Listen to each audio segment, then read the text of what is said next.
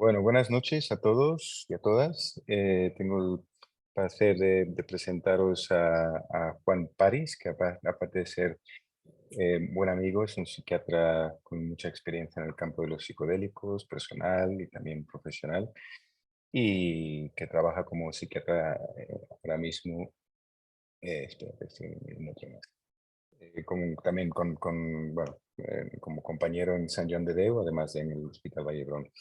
Juan ha sido formado como terapeuta de integración psicodélica por la Fundación Mind y la Universidad de Heidelberg en Berlín. Actualmente está completando su máster ahí. Me parece que ya estás a un mes o así de acabar, ¿no es cierto, Juan? Un poquito te Sí. queda. Y además está también formado como terapeuta dentro del marco de los ensayos clínicos de COMPAS para depresión resistente, COMPAS Pathways.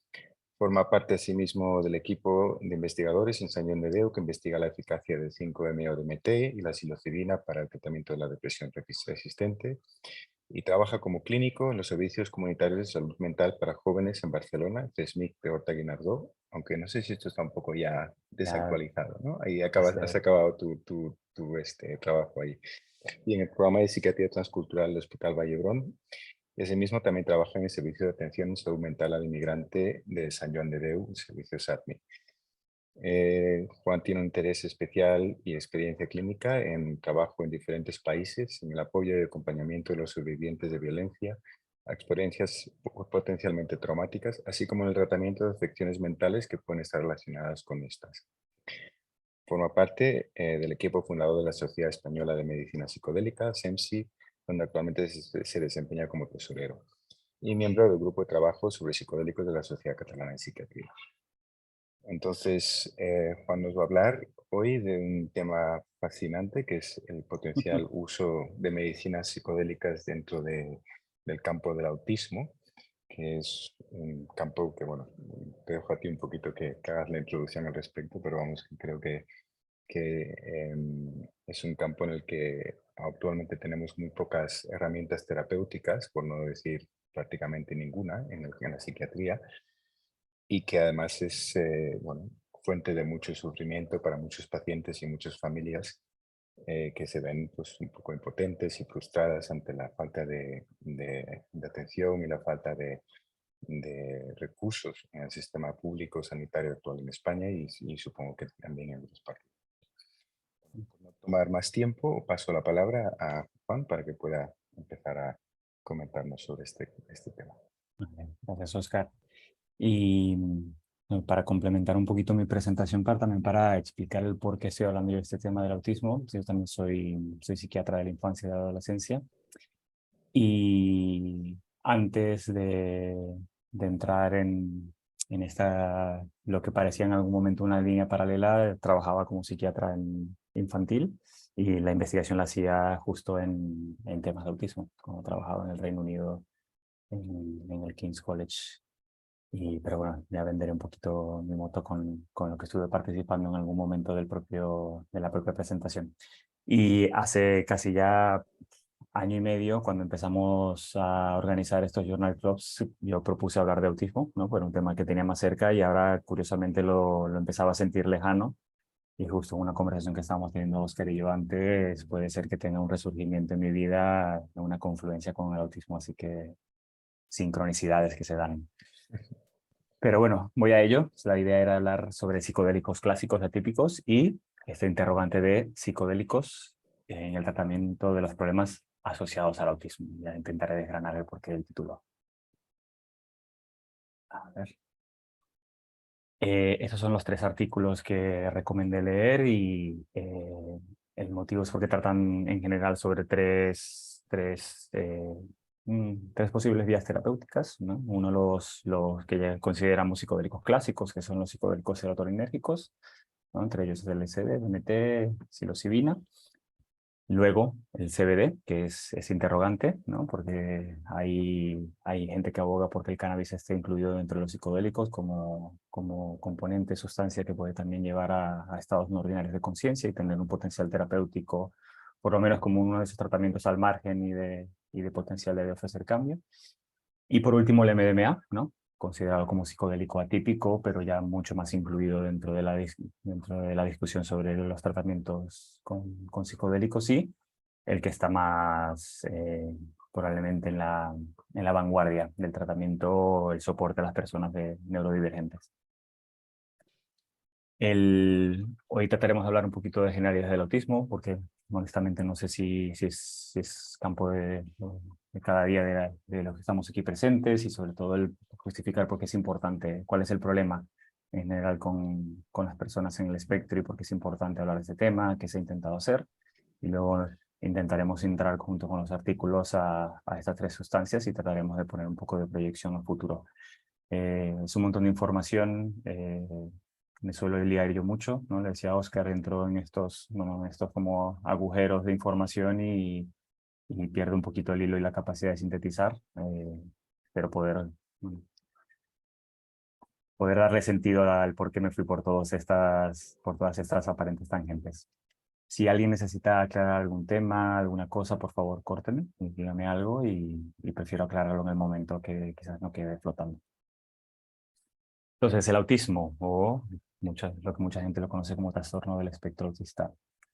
Claro, lo llamamos autismo, sobre todo para tratar de separarlo del concepto trastorno, ¿no? Porque ya se considera una divergencia del neurodesarrollo, no necesariamente un trastorno, ¿no? Y la conceptualización de trastorno vendrá dada como cualquier otro por grado de afectación y de disfunción asociada a lo que puede ser la problemática esencial de la divergencia del desarrollo. Está marcado sobre todo por las atipicalidades de la socialización, que es quizás el tema de que la gente más lo asocia, y lo más importante es saber que es un grupo marcadamente heterogéneo, ¿no? Es impresionantemente heterogéneo y por supuesto nos hace preguntarnos y cuestionar la fiabilidad de nuestros diagnósticos y cómo diagnosticamos, ¿no? Y eso ha sido siempre un motivo de debate en el mundo del autismo. En general se habla de una prevalencia mundial de aproximadamente 1 a 2%, pero cuando se ven los diferentes estudios alrededor del mundo, hay prevalencias, bueno, simplemente un poco locas, como de 30% en Finlandia o de 20 y pico por ciento en Japón, versus otros lugares donde hay un 1%. Pero al final, cuando hay un pool de todas las poblaciones alrededor del mundo, y donde hay presencia alrededor del mundo, hablamos de ese 1 o 2%, pero de nuevo, preguntándonos exactamente de qué estamos hablando cuando hablamos del autismo. Y en este caso se está hablando sobre todo del trastorno del espectro autista, ¿no? Donde están las cualidades específicas que conocemos del autismo, pero de nuevo con estos indicadores de afectación sobre todo y de sufrimiento para la persona. Para el diagnóstico tenemos que cumplir dos de los criterios, y aquí cito el DSM-5, pero es equivalente para el CIE-11 y para la mayor parte de las codificaciones diagnósticas y de las maneras de conceptualizarlo, incluido cómo se lo conceptualizan grupos de abogacía de la comunidad autista. Y el principal son las deficiencias en la comunicación social y en la interacción social, ¿no? Y eso es en la reciprocidad, en las conductas comunicativas que no dependen del lenguaje, y en el desarrollo, mantenimiento y la comprensión de las relaciones. Y de nuevo, entrando y sobre todo empezando a conectar con este concepto de espectro, siempre tomar eso con pinzas, que va a algo de, por ejemplo, la reciprocidad, ¿no?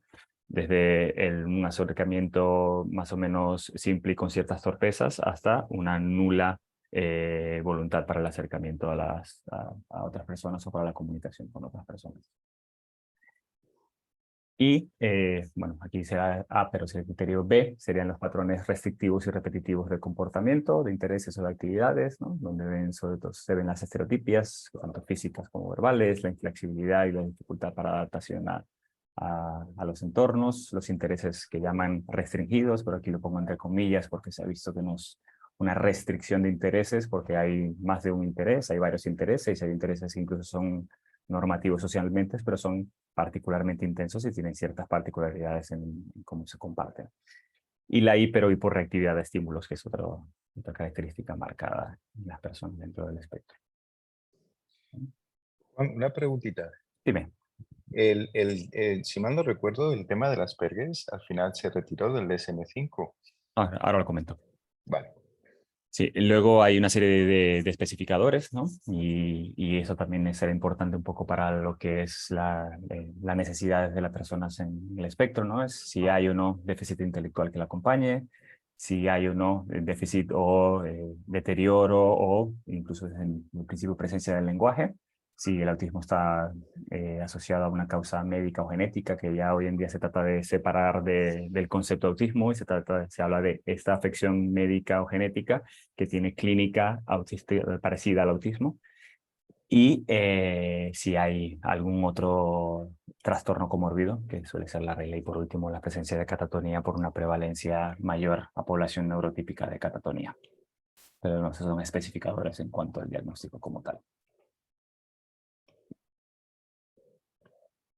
En este artículo creo que tienen como una conceptualización un poco más elegante del autismo, ¿no? El autismo como un consorcio de trastornos generalizados del desarrollo complejos y heterogéneos, ¿no? Y que va desde el autismo atípico al autismo clásico, al Asperger, ¿no? Que ahora lo definiremos un poquito mejor, pero que en general afecta el desarrollo del cerebro en diferentes etapas.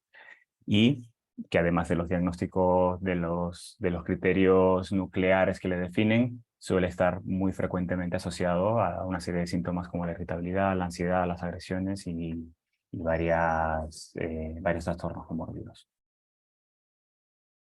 Es poligénico y es multifactorial, y casualmente la mayor parte de estos copy number variants de estos genes son los que suelen estar asociados a la sinaptogénesis y a las vías de señalización. Y aquí nombro en particular el PTN y la diana mamífera de rifampicina, el mTOR, porque es un poco otro idioma, pero es que están particularmente asociados a la respuesta a los psicodélicos, y por eso es relevante empezar a identificar cómo este origen poligénico del autismo y la afectación que tiene sobre aspectos de señalización neurológica tiene una relación importante en cómo se pueden conceptualizar o no se pueden llegar a tratamientos con psicodélicos, y ya esto vendrá en breve. Entonces, la gravedad y el nivel de afectación se empezará a dar definiéndose los diferentes ejes del espectro, ¿no? Ya lo habíamos comentado antes.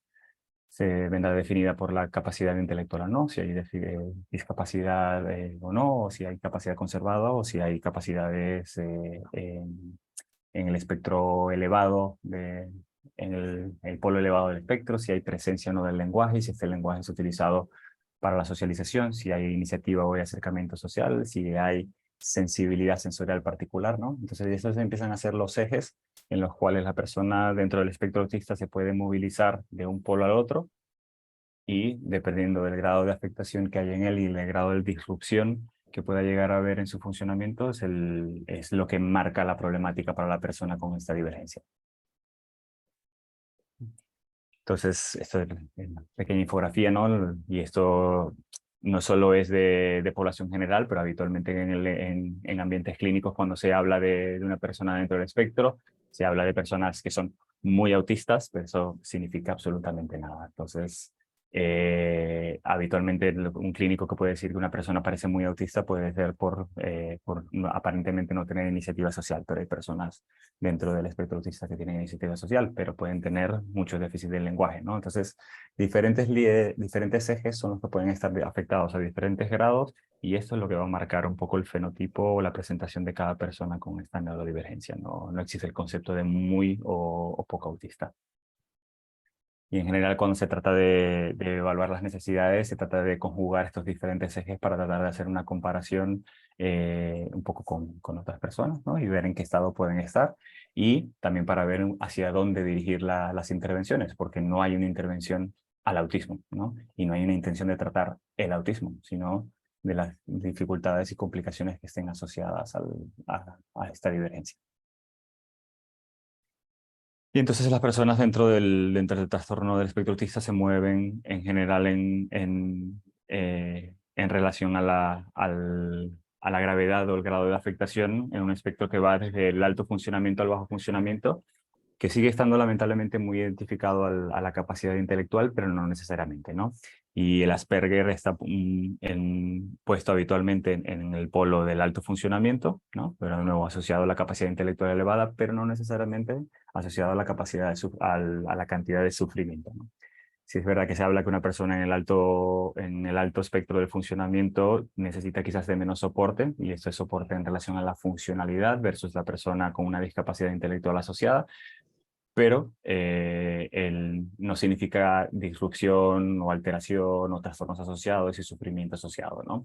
Y quizás es el donde muchas veces el foco no ha estado puesto, sino más bien en las personas con una alteración más visible por ausencia de lenguaje, por discapacidad intelectual o lo que popularmente o desde un punto de vista básico puede haber sido llamado en la clínica una persona muy autista, ¿no? Que era lo que antes se llamaba como el autismo clásico de Kanner, y en la otra punta el síndrome de Asperger, que efectivamente ya es algo que no se utiliza, pero sigue siendo un sinónimo para persona con alto funcionamiento cognitivo. Eh, la epidemiología, la prevalencia ha aparentado que ha ido subiendo, y sí ha sido un tema un poco como de debate y de controversia, con mucha conjetura sobre el posible origen y las diferentes causas que pueden estar llevando en relación a, bueno, temas ambientales y de uso de medicamentos, vacunas, historias que pueden haber aumentado la prevalencia, pero lo que se ha visto sobre todo es que la prevalencia va aumentando en relación a personas sin discapacidad intelectual, ¿no? Y aquí es donde está la diferencia marcada hacia donde ha ido creciendo el diagnóstico, ¿no? Se ha ido distanciando del concepto de discapacidad intelectual como definidor del autismo, y personas con capacidades intelectuales elevadas, e incluso lenguaje, e incluso cierta socialización, que están también dentro del espectro autista y están siendo mejor identificadas y diagnosticadas. Y esto es lo que ha ido engrosando las prevalencias. Entonces, ¿cuál es el problema y por qué es importante, ¿no? Si hablamos del autismo como una divergencia del desarrollo, ¿no? El problema es, ya lo íbamos adelantando, es que ahí suele haber una serie de sintomatología o de trastornos frecuentemente asociados al autismo. Esos son datos de menores, pero ya vemos que un porcentaje de hasta 70% de la población diagnosticada dentro de la divergencia puede llegar a tener algún trastorno cualquiera, y sobre todo suelen ser dentro del campo de lo afectivo y ansioso, ¿no? También hay una mayor presencia de otras divergencias del desarrollo o trastornos de neurodesarrollo, como puede ser el TDA, aquí similares, o la propia discapacidad intelectual.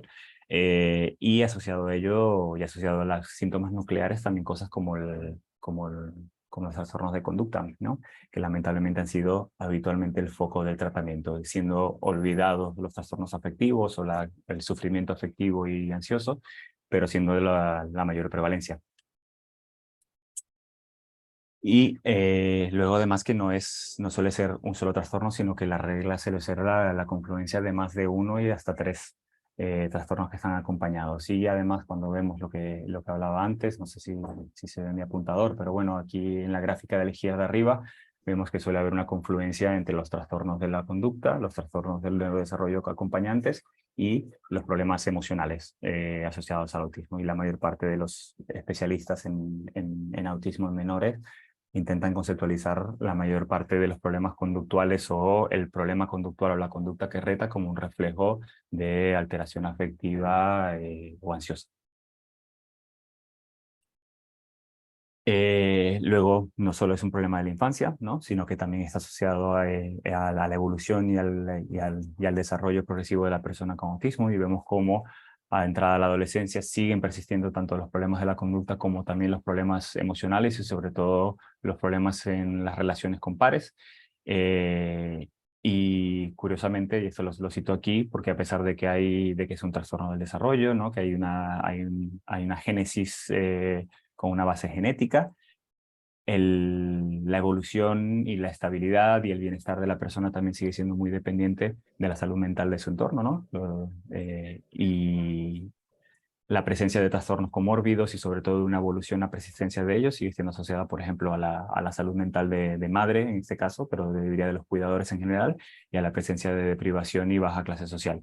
Y la posibilidad de mejoría está directamente asociada a la presencia o no de deprivación en el ambiente en el que se vive, en el ambiente en la comunidad, y el acceso a educación especializada en cuanto a adaptada a las necesidades de la persona autista, ¿no? Entonces, a pesar de tener una base muy biológica, sigue habiendo una necesidad de intervención social adecuada y sistémica para poder enfrentar algunos de estos problemas.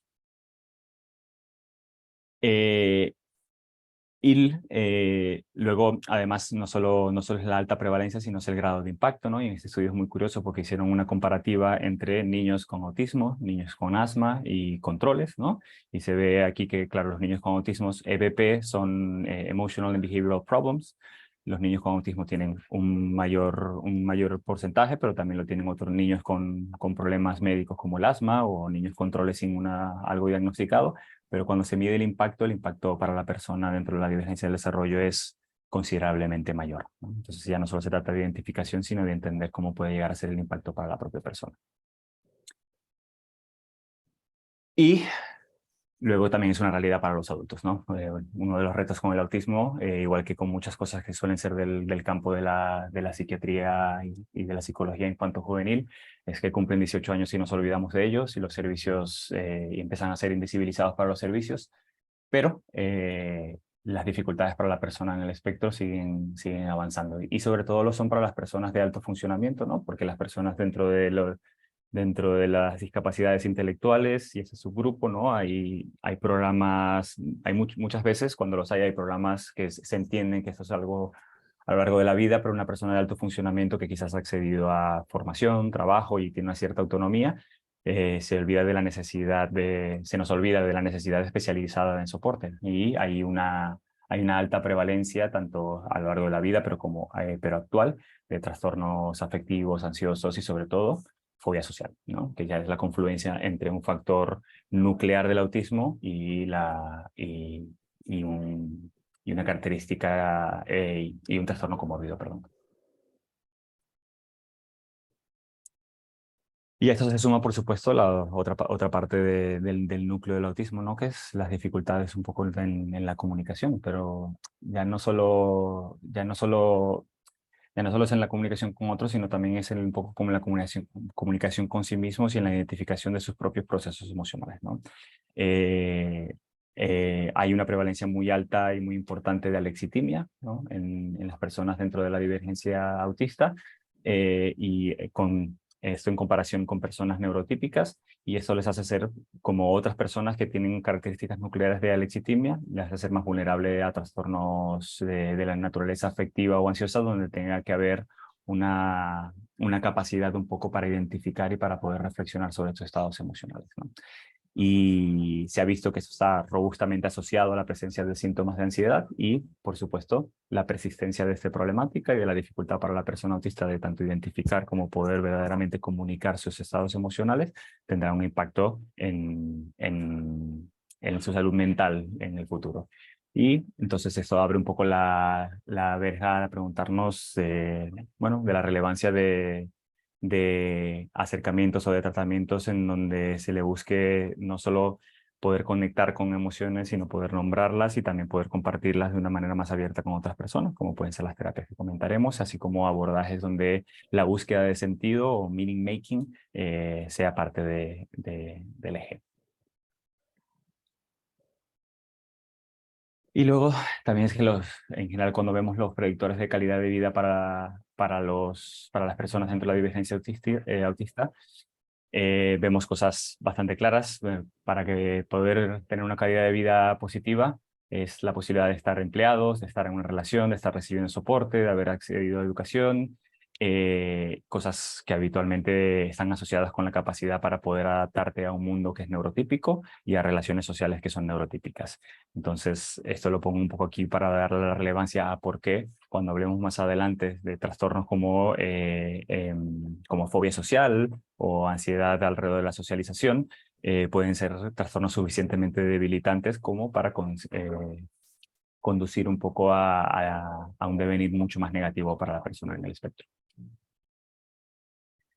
Entonces, ¿qué se ha intentado hacer o qué se intenta hacer?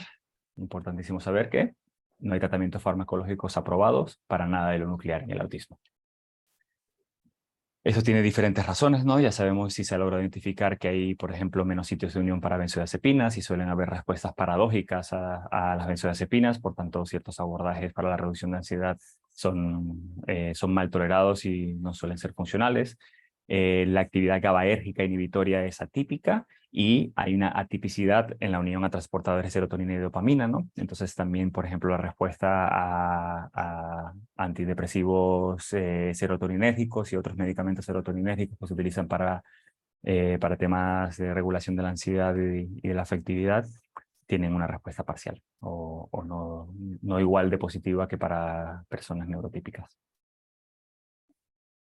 Luego, cuando vemos qué es lo que está aprobado para personas dentro del espectro autista, en general el foco está en irritabilidad, conducta y demás. Este suele ser el foco. Y por eso lo que tiene evidencia y lo que ha sido aprobado específicamente es el Applied Behavioral Analysis, que al final está basado un poco en el condicionamiento operante y está netamente enfocado en la modificación de conductas.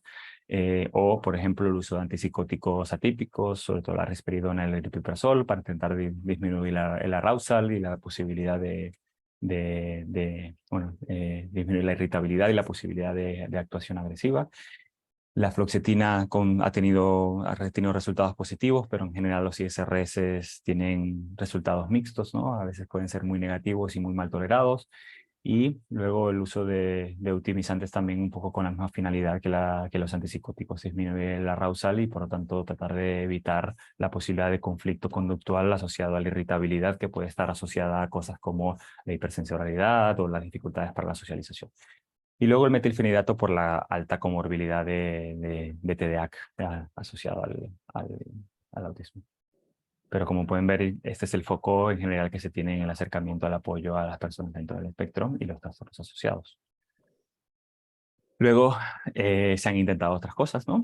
Como les decía, este es un poco el grupo con el que estuve trabajando yo y está mi nombre escondido en toda esta lista de personas. Este es un ensayo en el que estuvimos trabajando intentando hacer una intervención, en este caso enfocada a familiares, a cuidadores de menores en el espectro autista, intentando sobre todo dar un soporte que fuese direccionado a la dificultad para la gestión de las emociones, ¿no? Para intentar tanto reducir el sufrimiento del menor, reducir las conductas que retan y en general aumentar tanto el bienestar de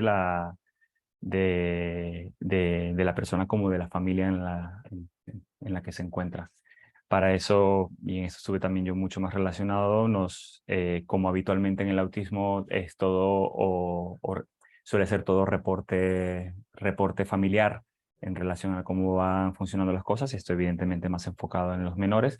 Tratamos de diseñar una serie de pruebas y pequeños estresores para tratar de llevar al límite a la persona. Sé que suena un poquito malvado, pero es una serie de pruebas que van un poquito direccionadas a poner a reto a la persona, sobre todo en lo que son habitualmente sus dificultades, ¿no? La aceptación de cambio, por tanto la inflexibilidad, el uso del lenguaje, la aceptación de personas extrañas, las higienizaciones sociales y ese tipo de cosas. Y ver un poco cómo eso se traducía o no en conductas que retaran o en expresiones de malestar, y al mismo tiempo ver un poco cómo intervenía la persona que estuviese cuidando, el referente. Y esto lo utilizamos un poco para medir potencialmente, poder medir un poco el grado de afectación y poder comparar si la intervención estaba siendo útil. Y lo que vimos, y como se suele ver con muchas de las intervenciones que se tratan con el autismo, es que lamentablemente muchas veces son muy caras, muy difíciles de llevar a cabo, no son del todo efectivas, y son difíciles de llevar adelante. En este caso, la publicación, a pesar de que en general hubo una reducción de los problemas emocionales y las conductas asociadas al autismo, no se pudo considerar un poco superior a tratamientos habituales, incluso simplemente psicoeducación. Eh, y, eso, este pequeño fracaso lo pongo aquí un poco para hablar de un poco desde la experiencia personal, ver lo difícil que es poder tratar de ayudar a personas dentro del espectro y a sus familias. Pero luego también se han tratado otras cosas, ¿no? Y hay una serie de estudios de los 60 donde ya se empezaron a utilizar psicodélicos, y esto lo tocaremos más adelante cuando hablaremos de psicodélicos serotoninérgicos.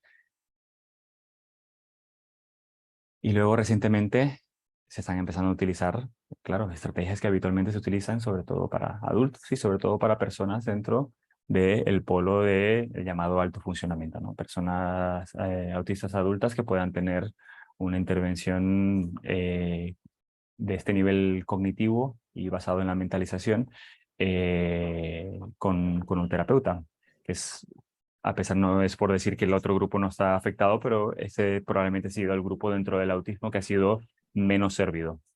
Y se ha visto ya que hay una reducción significativa en depresión y ansiedad y rumiación en intervenciones basadas en mindfulness, un incremento en el afecto positivo y simplemente la prueba de que terapias basadas en mindfulness y estrategias similares al mindfulness son posibles en personas dentro del espectro, que previamente se consideraba que por lo nuclear del autismo, que como si no fuesen a hacerlo. Y entramos entonces a los psicodélicos serotoninérgicos, ¿no? Y en este caso el artículo Evaluating the Potential Use of Serotonergic Psychedelics in Autism Spectrum Disorders. Eh, es un artículo en general muy conceptual porque a pesar de fuera de las investigaciones que se hicieron en los 60, luego de las prohibiciones y ya todos sabemos cómo evolucionó el tema de los psicodélicos, no se ha vuelto a hacer ensayos en esta población.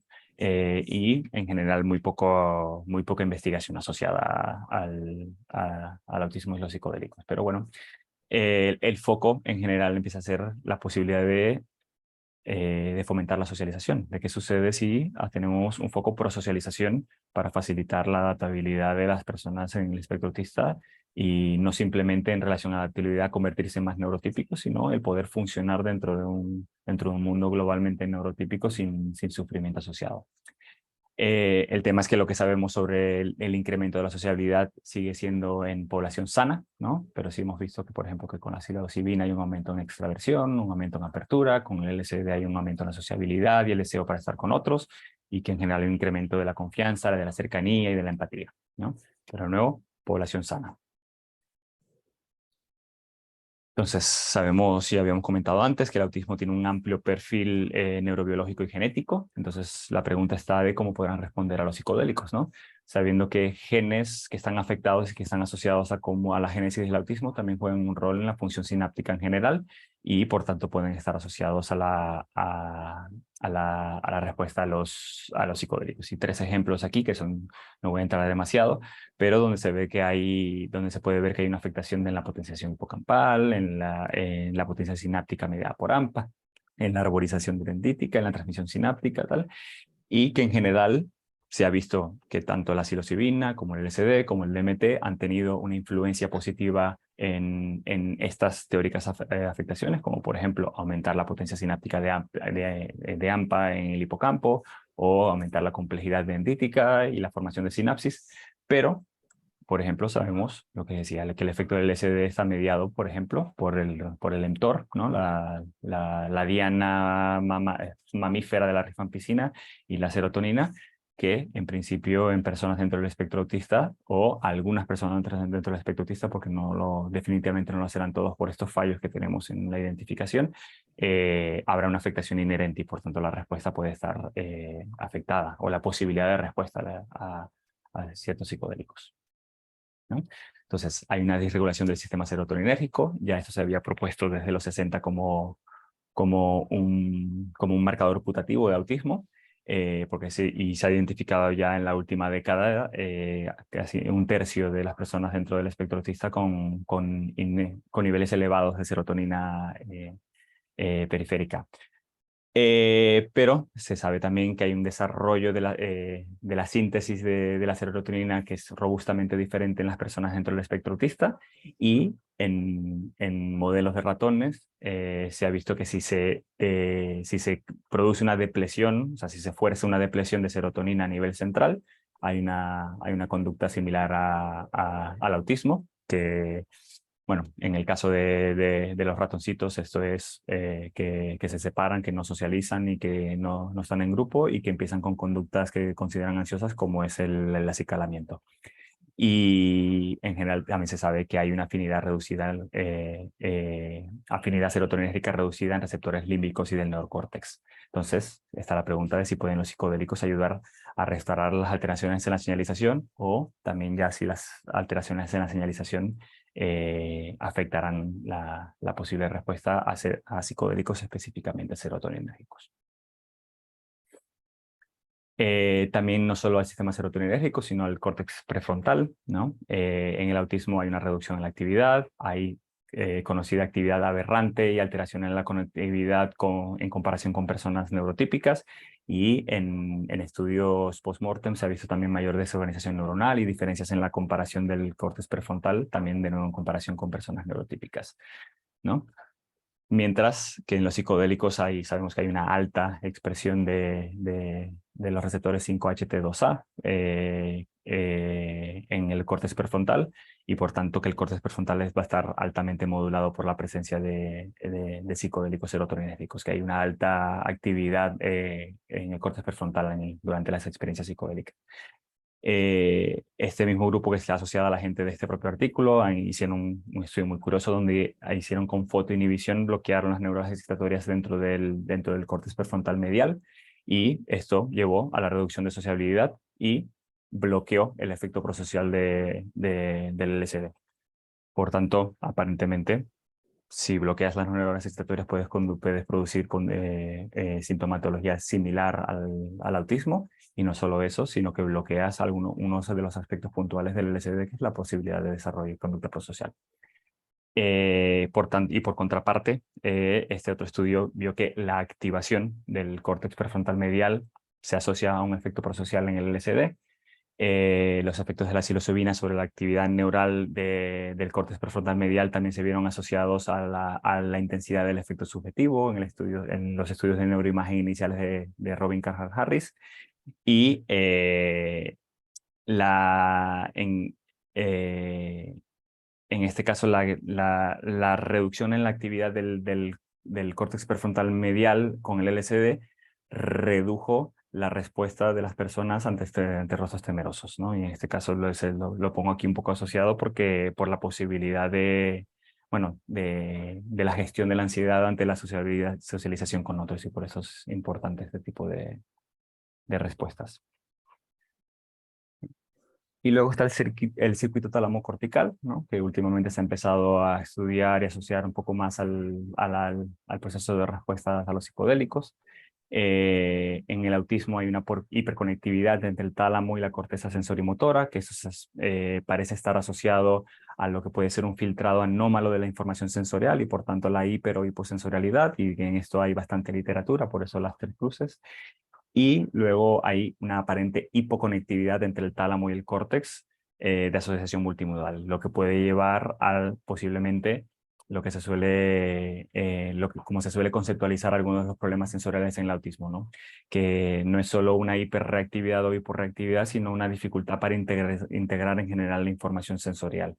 Y asociado a la información sensorial luego está cosas como el lenguaje, y por tanto la socialización a base del lenguaje.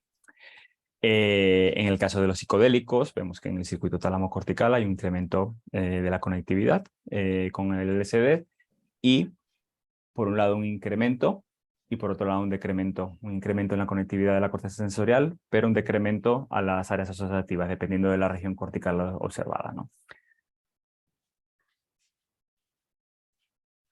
Luego, claro, también asociado al autismo, se ha visto que hay en general una reducción global del volumen del tálamo en personas dentro del espectro,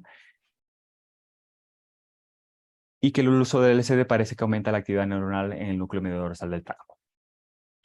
Y en general hay una aparente asociación entre la actividad neuronal en el núcleo medio dorsal del tálamo y la intensidad de dificultades en la socialización y en la regulación de la sensorialidad en las personas de autismo. Entonces es una posible diana también en la cual el LSD y psicodélicos serotoninérgicos podrían llegar a actuar y dar soporte. Luego, como les comentaba, hay una serie de estudios en los 60, ¿no? Donde se empezó a trabajar ya hace tiempo con psicodélicos serotoninérgicos, pero por supuesto hay una serie de controversias asociadas. Lo primero, un poco la conceptualización del autismo, ¿no? Y en esa época, a pesar de que hay ciertas características como las que están señalizadas en la derecha de la pantalla, ¿no? Como la regresión, la estereotipia, el aislamiento, la dificultad para adquirir ciertas capacidades autónomas en el desarrollo y sobre todo el lenguaje y la presencia de conductas repetitivas son muy altamente sugestivas de autismo, ¿no? Pero en general pareciera que estuviesen, el foco en la época estaba asociado sobre todo en personas dentro del polo del espectro hacia la discapacidad intelectual y un subtipo específico de autismo, incluso personas que posiblemente no sean hoy en día diagnosticadas como autistas, sino algún otro trastorno neurológico o genético específico identificado, ¿no? Pero por la presencia de regresión o no adquisición de hitos del desarrollo o estereotipias o cosas así que no son específicas del autismo, pudieron haber sido incluidas aquí. Entonces, ya el primer cuestionamiento a esta investigación está asociada a la conceptualización del autismo. No obstante, ¿no? Ya también desde los 60 la situación era relativamente similar. Se estaban probando un poco todas las estrategias farmacológicas que se tenían presentes y también no farmacológicas como la terapia electroconvulsiva o el choque insulínico.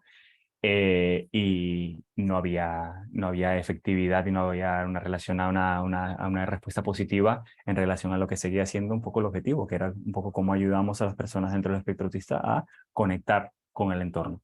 Porque todos esos tratamientos de alguna manera u otra ayudaban con temas asociados a agresión, conducta, irritabilidad y problemas externalizantes y en la superficie, pero no al núcleo de la dificultad, ¿no?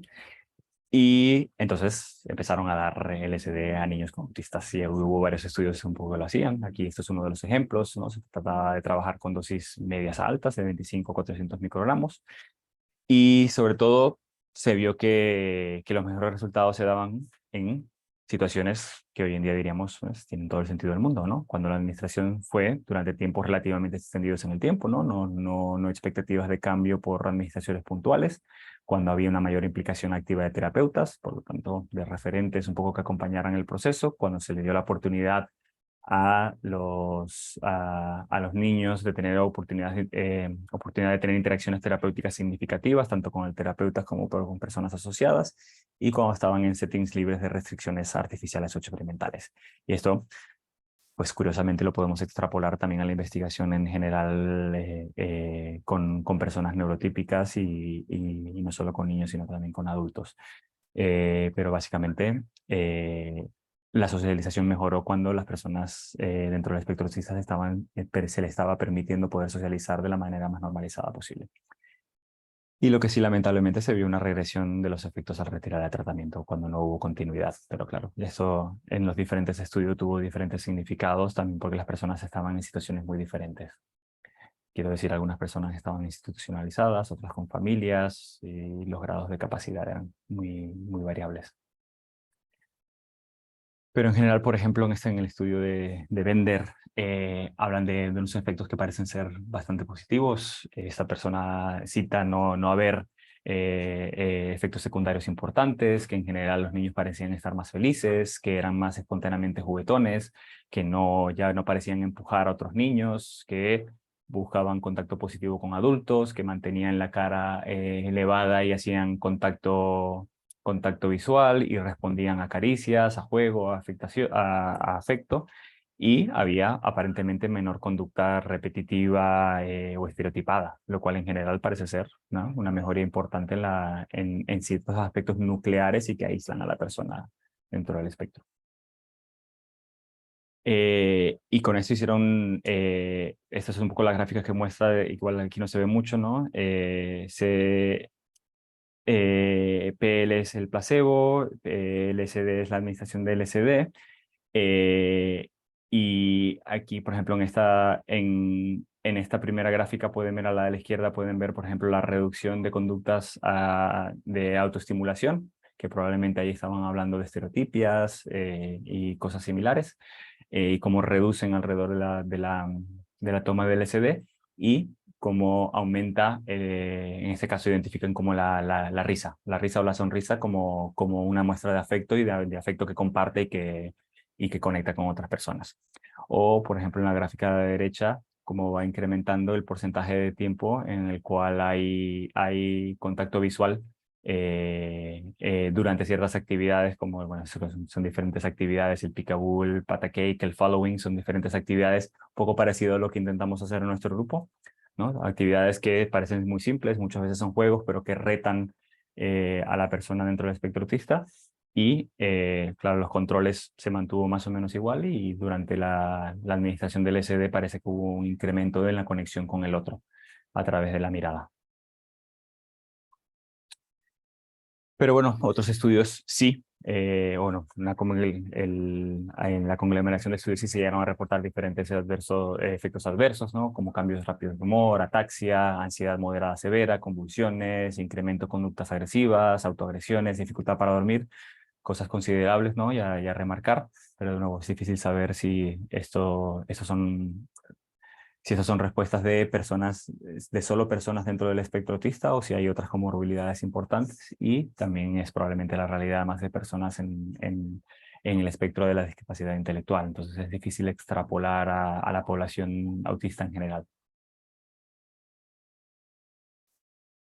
Eh, quería que también sumar un poquito ese artículo que está... Juan, perdona, avísate que estamos en 10 para las 9, como me pediste. Claro. Pues nada, adelanto. Esto simplemente es para, eso es recién publicado en el Nature, ¿no? Que los psicodélicos aumentan, reabren el periodo crítico de aprendizaje hacia la recompensa social, que es algo que es absolutamente necesario en algo como el autismo, donde se llega a cerrar, ¿no? Y es difícil cambiar. Y parte de lo que argumentan estas personas que esto cambia probablemente el framework de trabajo en algunos trastornos como el autismo, pero también en afectaciones físicas como los infartos, la sordera o la pérdida, bueno, las pérdidas de ciertas capacidades sensoriales, ¿no? Y hablan de la metaplasticidad, no la hiperplasticidad, porque la hiperplasticidad también puede estar asociada a trastorno. Uy, esto me lo salto. Y luego la pregunta es cuál es la experiencia. Claro, hablamos un poco de lo que vieron clínicos y observadores y tal, y la pregunta es cuál es la experiencia de personas neurodivergentes con psicodélicos serotoninérgicos, y de momento no tenemos una respuesta clara. Lo que sí sabemos, y en eso tocó el tema de la comunidad, es que hay gente que lo está intentando hacer, se está intentando expresar, ¿no? Esta persona, el Aaron Paul, escribió un libro autopublicado que se llama Autism on Acid, que le trata de explicar tanto sus experiencias psicodélicas como su perspectiva sobre el autismo después del uso del LSD como que le permite un poco navegar, y la Autistic Psychedelic Society, que empieza a tener grupos de apoyo de pares para personas dentro del espectro que están intentando explorarse y explorar con psicodélicos, pero también para familiares y para aliados, para tratar de entenderles y acercárseles más. Entonces la comunidad empieza a hablar y ahí es donde quizás tenemos que empezar a tratar de sacar información. Y luego también en general la comunidad está intentando, se está empezando a conectar con el tema de los psicodélicos y empieza a ver en páginas y prensa asociada específicamente al autismo, empiezan a ver también el tema de los psicodélicos un poco más presente. Y luego está este artículo muy interesante que escribió la Alicia Danforth, que es la autora del artículo del MDMA, pero en este caso es sobre el MDMA, no sobre los psicodélicos serotoninérgicos. Y ella hizo un estudio cualitativo que es parte de su tesis doctoral en donde bueno, básicamente le preguntó a personas autistas cómo era tener una experiencia con MDMA para ellos. Y eso lo desarrollaremos un poquito más. Quizás tenemos que hacer lo mismo con otros psicodélicos. Iba a hablar del cannabidiol, pero creo que lo voy a adelantar para poder tocar el del MDMA, que creo más relevante, pero para adelantarles, básicamente el cannabidiol estaban intentando ver también si había la posibilidad o sea, hay diferentes modelos y razones por las cuales se considera que puede ser útil para el tratamiento de temas nucleares del autismo. El cannabidiol específicamente para reducir THC, de nuevo también por el mayor riesgo de psicosis, mayor prevalencia de esquizofrenia también en personas dentro del espectro autista, y las aparentes posibilidades de proselización del cannabis en general. Pero en general, por ejemplo, en este estudio también se vio, o sea, en general el acercamiento es un estudio un poquito curioso, tiene varias cosas que yo considero dudosas y cuestionables, pero sobre todo el acercamiento fue un poco farmacológico y asociado, o sea, los resultados que empezaron a ver fueron bastante asociados a a la reducción de irritabilidad, de agresión, de conductas que retan, de inquietud, de problemas para dormir, y con resultados un poco contradictorios o que no se sostenían demasiado entre lo que reportaba, entre lo que básicamente podían observar los clínicos, que intentaron basarlo un poco en observaciones clínicas, pero también en comparaciones con lo que reportaban los familiares que estaban dando, que son los cuidadores principales de estos niños. Entonces, el no sostenerse las diferentes medidas que utilizaron y no haber una interrelación una correlación entre las diferentes estrategias, lleva a pensar que probable, y me lleva a pensar a mí que de momento, por lo menos como está conceptualizado, es un poquito dudoso. También utilizaron cosas como helados y el Vineland, que son un poco para asesorar, como medidas para ver progresión. O sea, hay varias cosas cuestionables del estudio, pero bueno, una posible vía prometedora que yo creo que se va a seguir investigando porque hay mucho interés asociado al cannabis. Y luego está el artículo del MDMA. Bueno, quizás me tardé mucho en otras cosas y el MDMA yo creo que es un poquito clave. Claro, sabemos del MDMA, evidentemente un incremento en la afiliación social, incremento en el de acercamientos sociales, reducción en respuestas negativas al rechazo social, reducción de respuesta amigdalar a estímulos ansiogénicos, liberación de serotonina y noradrenalina y también hasta cierto punto de dopamina y la liberación de oxitocina asociada al MDMA, ¿no? Varias cosas que hacen pensar la posibilidad de una respuesta positiva en cuanto a la gestión de la ansiedad y la prosocialización, ¿no? Y les comento del artículo que la Danforth publicó antes, ¿no? Cosas claves que sí quiero tocar aquí, ¿no? Que las personas dentro del espectro autista dijeron: no tenemos ningún deseo de curar, ni mejorarme, ni eliminar el autismo, este no es el foco. Y que a pesar de que las personas que tomaron MDMA en el espectro autista sí consideran una percepción de haber atravesado un cambio importante, no consideran que han dejado de ser autistas, ¿no? O estar más cerca de la neurotipia y no era su objetivo. Y en general el deseo con el que ellos conectaban en relación al acercamiento al MDMA era navegar las normas sociales neurotípicas y el sufrimiento que está asociado a ello, que lo asocian a aislamiento, a confusión, a frustración, a cansancio. Y en general, 60% de las personas que se encuestaron en ese momento hacían referencias a la ansiedad social y al malestar asociado a las interacciones sociales como el núcleo de sus dificultades, ¿no? Entonces, de nuevo, el foco puesto allí y esto desde la voz de la comunidad. Nada, los efectos en general fueron los mismos que vemos en general en personas neurotípicas, y los efectos no deseados fueron infrecuentes. En general era más bien decepción por no sentir los efectos esperados cuando no los había, o las dificultades o el malestar transitorio al momento inicial al MDMA, o la sensación de bajón después de ceder los efectos placenteros, o algunos efectos agudos que pudieron llegar a ser sobrecogedores, y el miedo a la sobredivulgación por la reputación del MDMA de facilitar la comunicación abierta. Yo creo que esto no dista mucho de la experiencia de personas neurotípicas que conectan por primera vez con el MDMA y en un entorno así.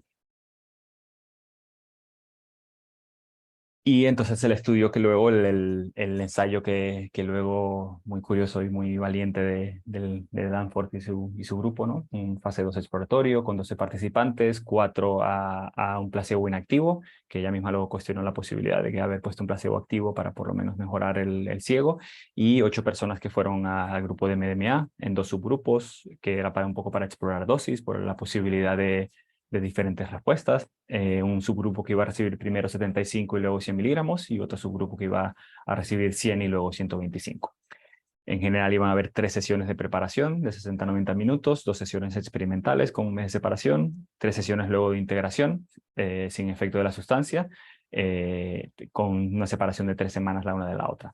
Y luego la ruptura del ciego a los 6 meses después de la última captación de medidas. Y luego a las personas que recibieron el placebo se les ofreció como un open label la posibilidad también de pasar por las 2 experiencias con MDMA y un protocolo similar a los demás, pero no reportan los datos aquí, pero sí hablan de que intentaron, de que ofrecieron esto. No saben, tampoco reportan si lo aceptaron o no. Se utilizó la Leibowitz Social Anxiety Scale, que la reflejo aquí un poco, también el BDI, el STAI y cosas más típicas. apuntan la ELSAS como relevante porque las personas dentro del espectro autista la identifican como más manejable porque es más concreta, más numérica, no tiene Likert, no tiene escalas ni respuestas múltiples que pueden llegar a ser confusas. Les gusta porque pueden dar una respuesta concreta. Y en general eso se separaron las sesiones en preparación, las sesiones experimentales de integración, describen la preparación muy similar a lo que vemos en estudios con personas neurotípicas. El foco está en establecer una conexión con el terapeuta, discusión de temas de relevancia, de saliencia para la persona, con un foco en mindfulness, que se vio que ya era efectivo, donde también el foco estaba en empezar a introducir vocabulario y estrategias para estar e identificar estados no ordinarios de conciencia, pero también estados emocionales diferentes, y desarrollar esas estrategias para poder comunicarlos a otros y sobre todo es comunicar la novedad o la diferencia. Luego sesiones experimentales, ¿no? También muy típicas de terapia con MDMA, donde hicieron un foco en la relajación muscular guiada para dar soporte durante la sesión. Y luego la integración, que se hizo en las mañanas post-experimentales, ¿no? Post-sesión experimental, y luego a los 6 meses en el control, con un foco sobre todo en meaning making, ¿no? En dar sentido un poco a lo que se experimentó y poder nombrar lo que se experimentó, y luego mucho foco en cribaje de seguridad, se hacían contactos telefónicos diarios durante toda una semana para ver que no estuviese habiendo problemas y sobre todo en la posibilidad de adaptación a la vida diaria. Estos temas demográficos, pero una curiosidad, en general, bueno, como siempre, más hombres que mujeres, pero una población bastante diversa, ¿no? La mitad no eran blancos, caucásicos, y solo aquí para reflejar, ¿no? La mayor parte de estas personas habían estado en tratamiento tanto psicoterapéutico como psicofarmacológico y muchas veces con más de un fármaco, y tenían diagnósticos comórbidos de trastornos afectivos y depresión y ansiedad. Se vio que el grupo de MDMA con una puntuación de la LSAS que disminuyó debajo del punto de corte desde la primera experiencia. Esto se sostuvo tras 5 meses sin tratamiento, o sea que hubo persistencia del efecto terapéutico, y todos los participantes que tomaron la MDMA experimentaron una disminución de 2 niveles por lo menos de severidad hasta 4. La experiencia subjetiva que las personas que tomaron MDMA hablaron de una reducción de las barreras en la interacción social, aumento de la confianza en ambientes como escuela, trabajo, las amistades, las relaciones, mejoría en las relaciones familiares, ser capaces de iniciar citas románticas, mayor comodidad para explorar el género y la sexualidad. Cosas que yo creo que son cambios en lo cualitativo sustanciales, muy importantes para una persona dentro del espectro autista, no son cualquier cosa. Y en general lo que pudieron ver, perdón, esto la repetí, no me di cuenta. Lo que pudieron ver los profesionales es que empezaron a emerger habilidades sociales que parecía que estaban latentes, que quizás no se estaban expresando, pero estaban ahí y parecían intactas, ¿no? Personas que podían iniciar y sostener conversaciones una vez la ansiedad social estaba reducida, que había una reducción importante de la ansiedad ante lo que eran exposiciones in vivo de situaciones habitualmente desbordantes para estas personas, como hablar por teléfono, estar en settings sociales nuevos o interactuar con figuras de autoridad. Y esto un poco lo conceptualizan quizás desde los efectos serotoninérgicos, que permiten estados de calma y de bienestar antes no experimentados, quizás incrementos en la oxitocina, que pueden haber permitido una sensación de mayor conexión y facilitar el rapport con el terapeuta, y una reducción de la hiperactividad de amigdalar, que puede ayudar también a procesar ciertas experiencias traumáticas y acceder a experiencias emocionales correctivas para estas personas. Y esto hablan de las experiencias traumáticas porque hablan de que un porcentaje importante de su población tenía por lo menos recuerdos de traumáticos asociados a diferentes eventos a lo largo de su vida. No hubo efectos adversos serios. La mayor parte de las personas que tomaron MDMA experimentaron ansiedad transitoria al inicio. No hubo tampoco crisis de hipertermia ni cardiovasculares agudas. Todos los cambios fueron transitorios y dentro de rangos de normalidad. Un participante no tuvo ningún cambio fisiológico, ¿no? Se sospechó que era del grupo placebo y luego se confirmó que no, y fue curioso. Y solo una persona que ya tenía historial previo, tuvo ideación suicida también transitoria y se resolvió. Entonces, en general, el perfil de efectos adversos fue bastante positivo.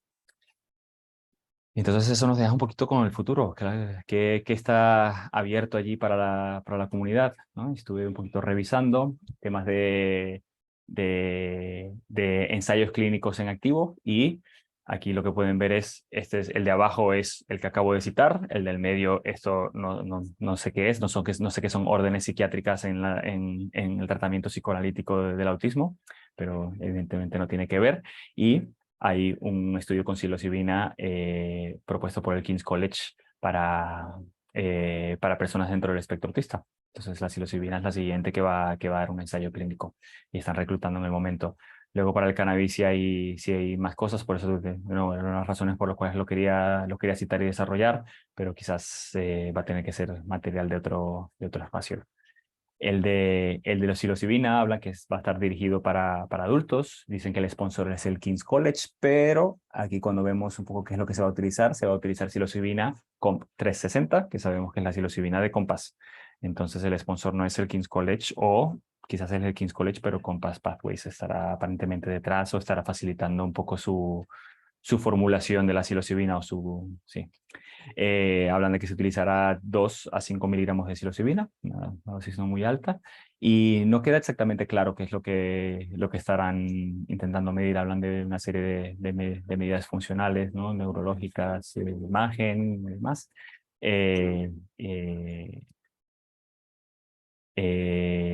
Y no explica un poco más. Cada participante recibirá cada una de las tres intervenciones de placebo a 2 y a 5 miligramos y serán randomizados para tratar de mantener una especie de ciego, pero no terminan de poner cuál es la hipótesis que están buscando.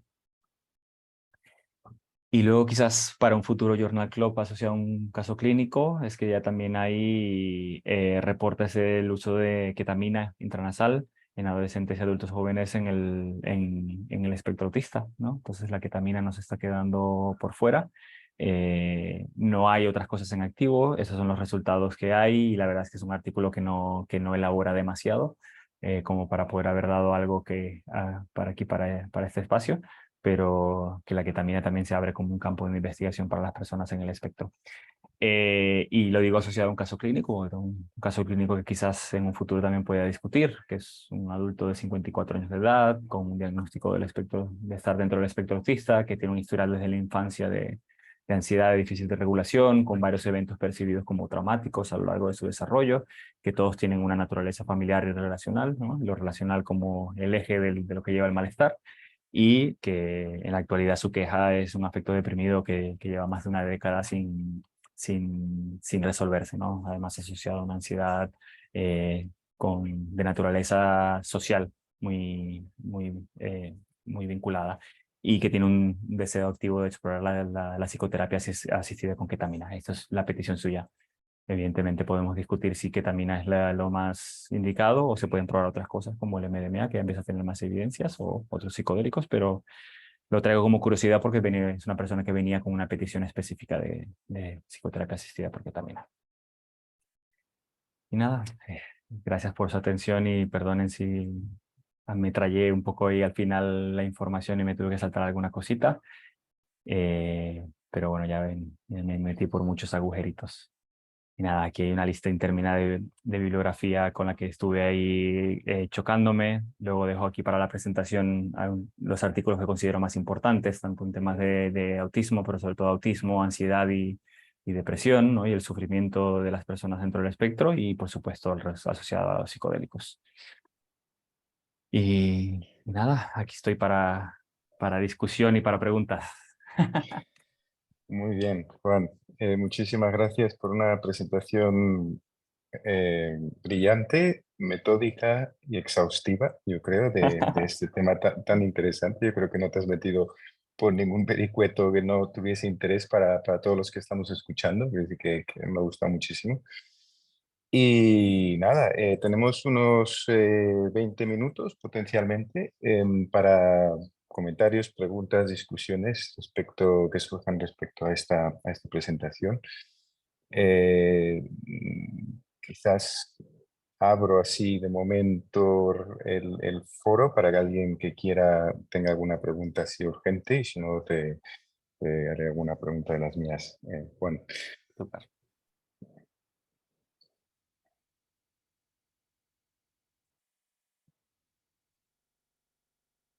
Vas a tener que ser tú, Oscar. Hay ansiedad asociada. Bueno, hay siempre la ansiedad social que de principio, ¿no? Pues a lo mejor tendríamos que haber empezado la sesión con un poco de MDMA. Así todos estarían hablando seguramente a estas alturas. Journal Club Bueno, ha aumentado. sí, ha aumentado, exactamente.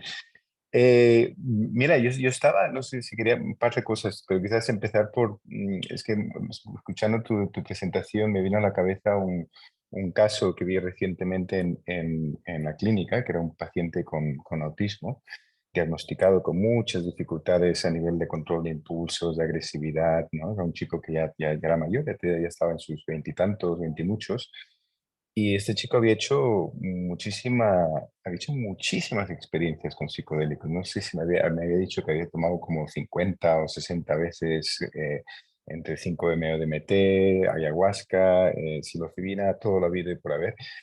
Y él comentaba que era de todo lo que se le había ofrecido a lo largo de sus años de sufrimiento dentro de la medicina tradicional, era lo único que realmente reportaba que le había venido bien, que había conseguido beneficios, ¿no?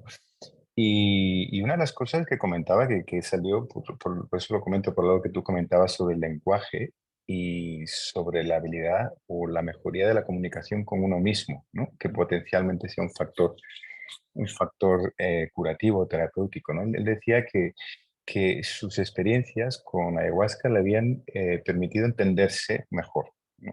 Era una de las cosas claras que él reportaba como beneficio. Había ayudado a entender por qué, ¿no? De ciertos malestares, de ciertas conductas estereotipadas en relación a una experiencia con psicodélicos en la que pudo revivir o redescubrir de alguna manera traumas que él había experimentado de pequeño.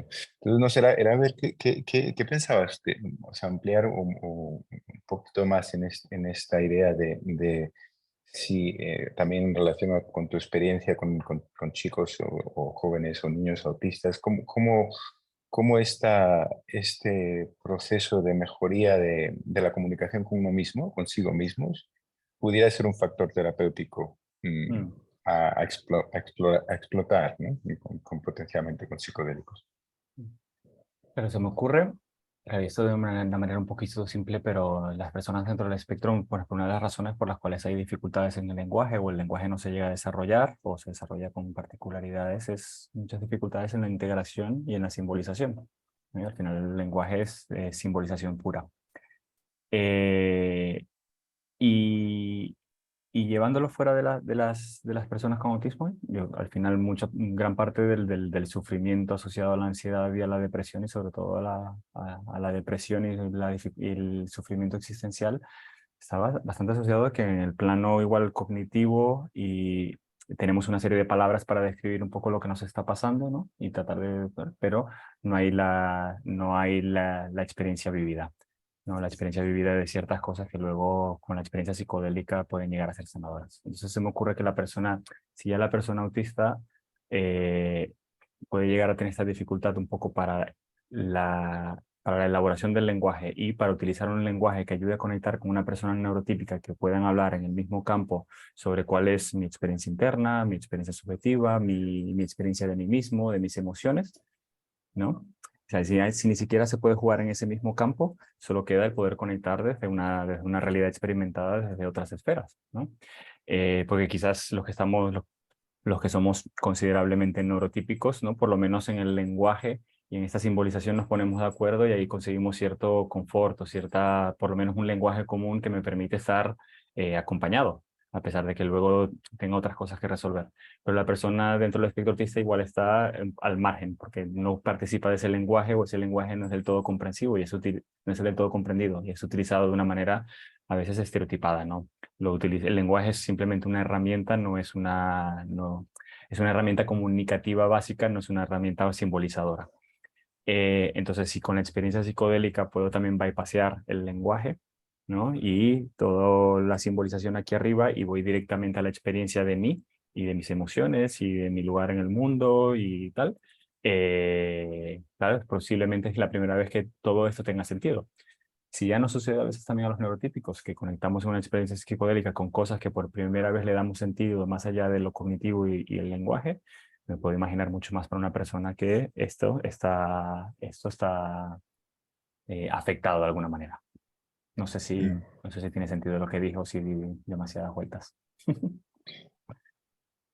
No, yo creo que sí, que o sea, se me ocurrió además, claro, hablabas de la falta del lenguaje como herramienta simbólica, ¿no? En Mm, personas autistas, pero estaba pensando incluso, ¿no?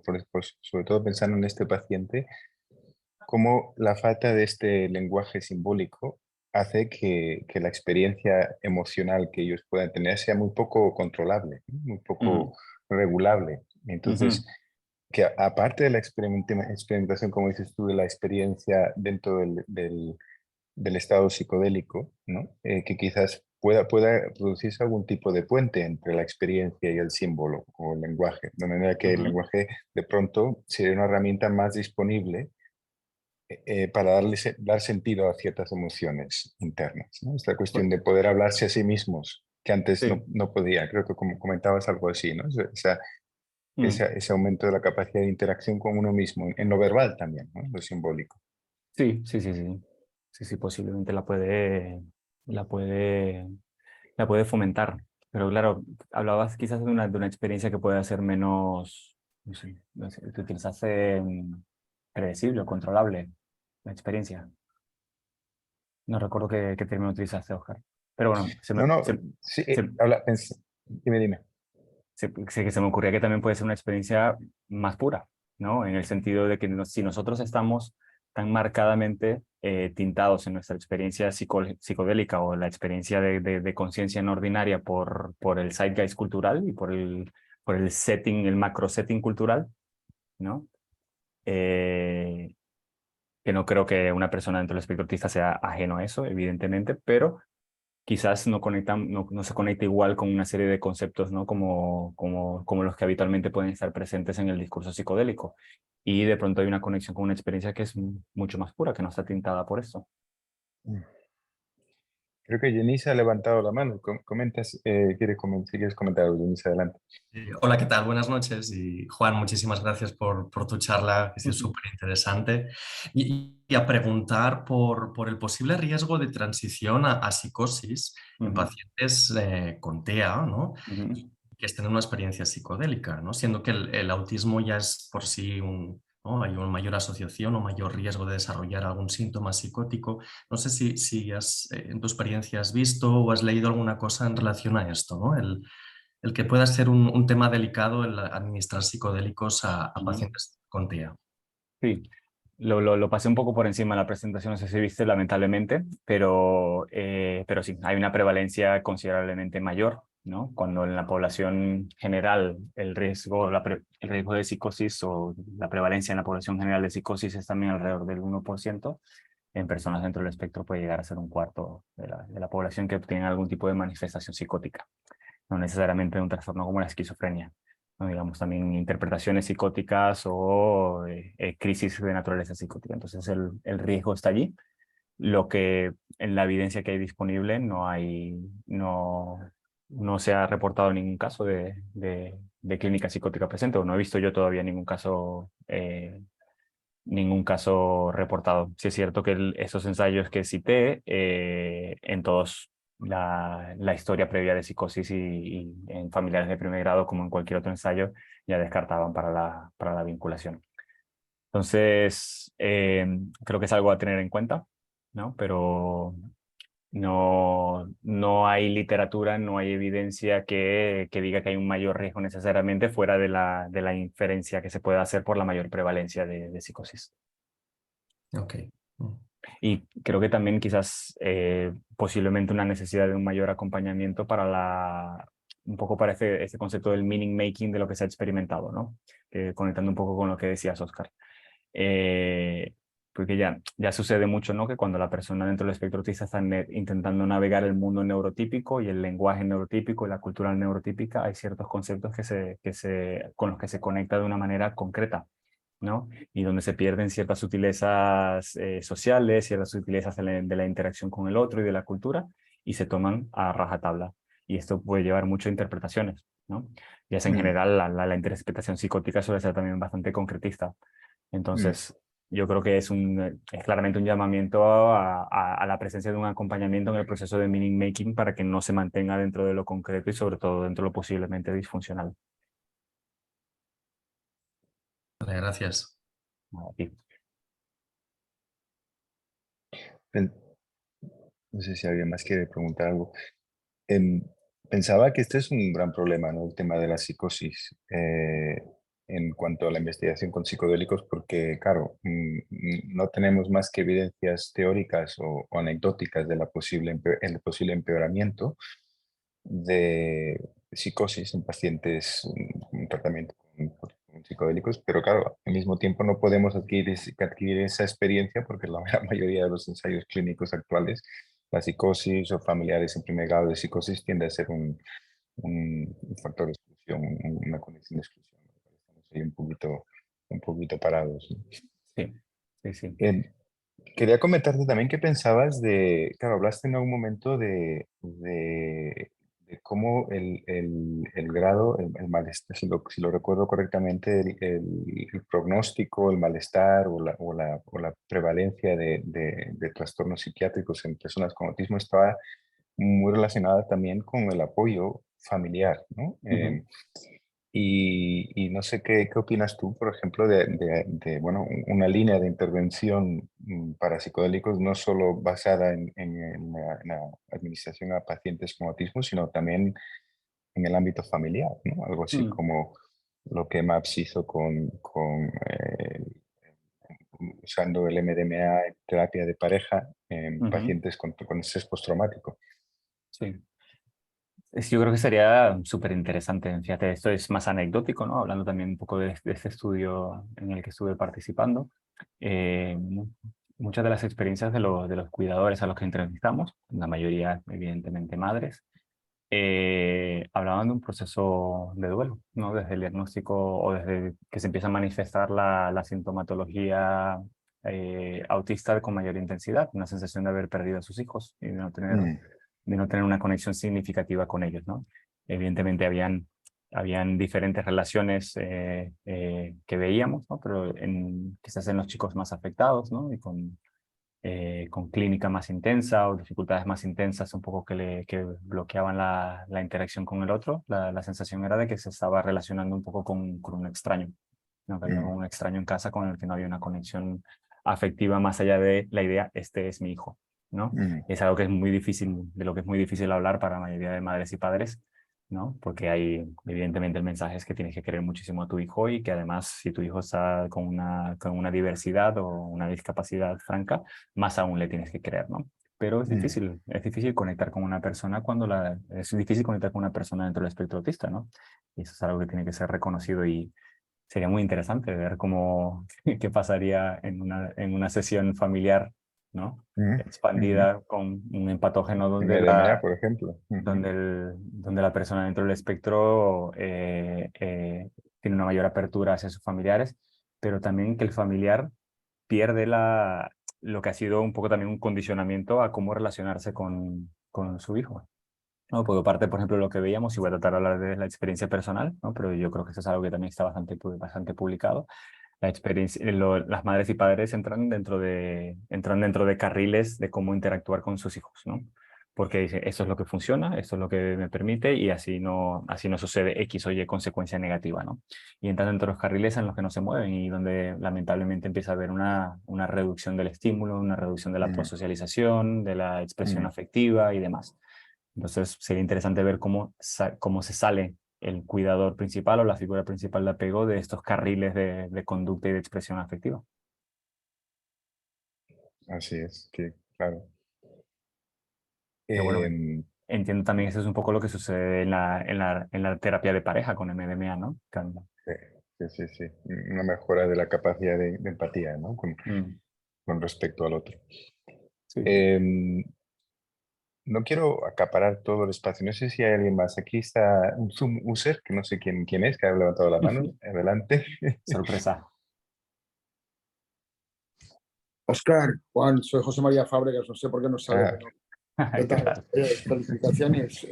Una pregunta que a lo mejor no toca directamente, pero ¿tú conoces algún tipo de información sobre utilización de psicodélicos y discapacidad intelectual? O sea, tanto como aumentar la plasticidad y tal, ¿hay algo escrito o algo publicado sobre eso? La verdad no he visto, lo que te puedo decir, estos estudios de los 60 claramente estaban trabajando con menores, sobre todo en el espectro de la discapacidad intelectual, por la descripción que hacen, no porque haya habido una definición específica de ello.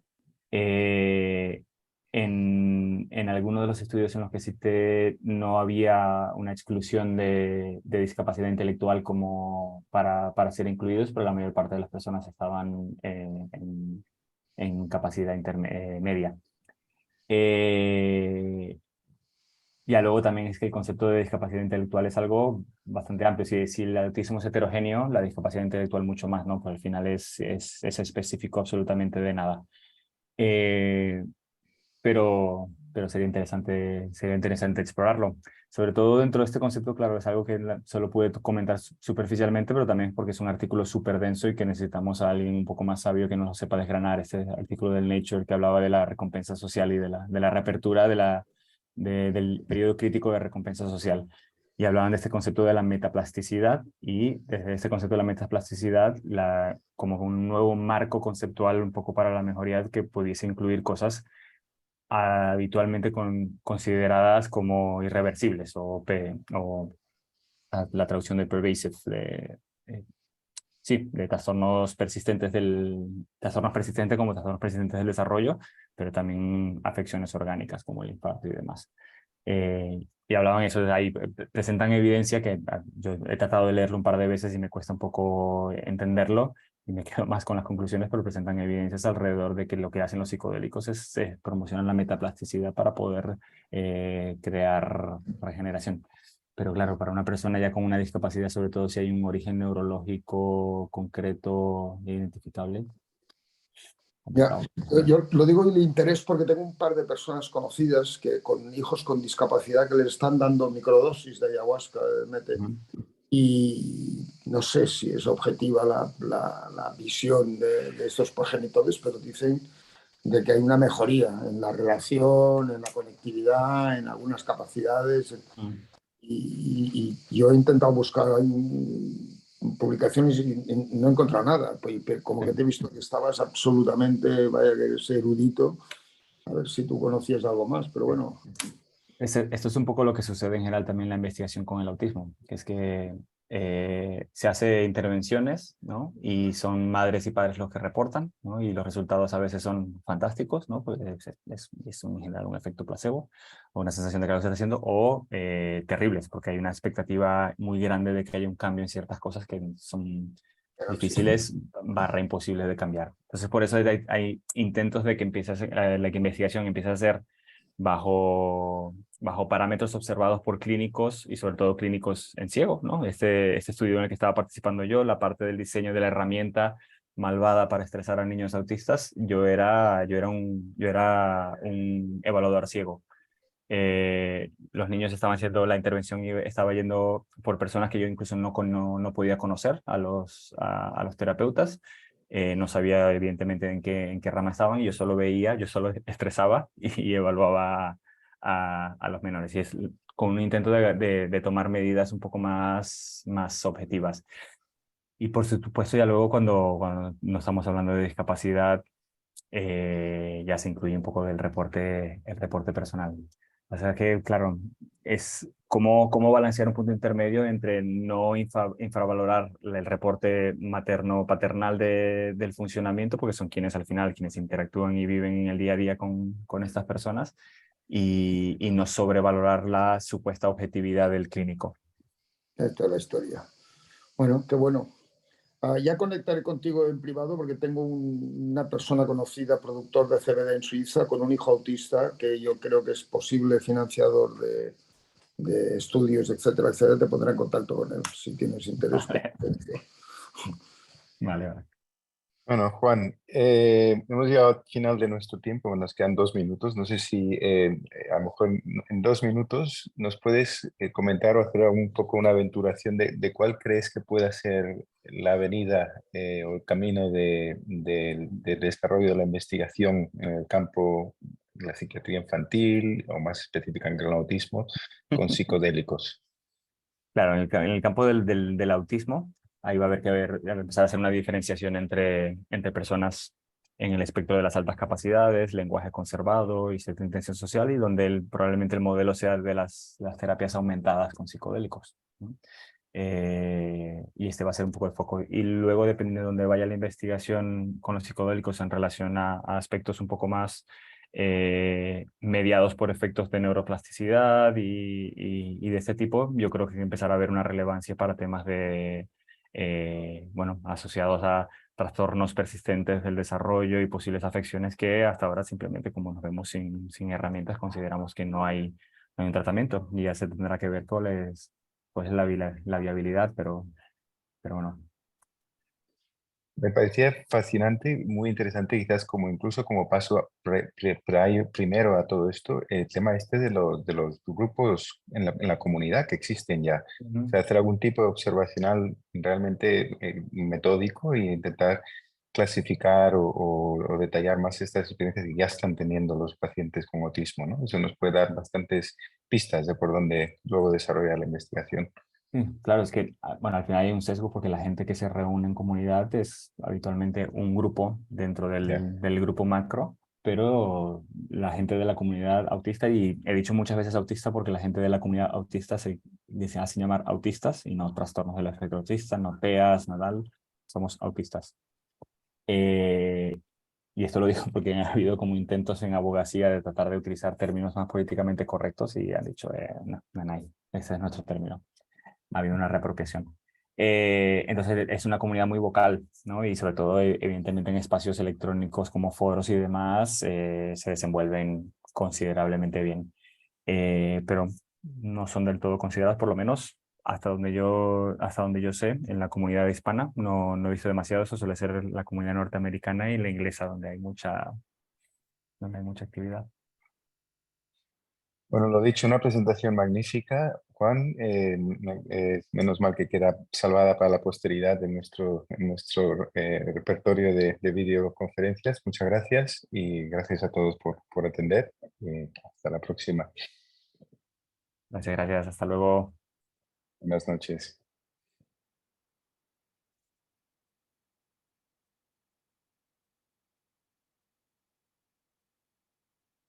Hay que parar el recording para Sí, que se te voy, grabe. voy.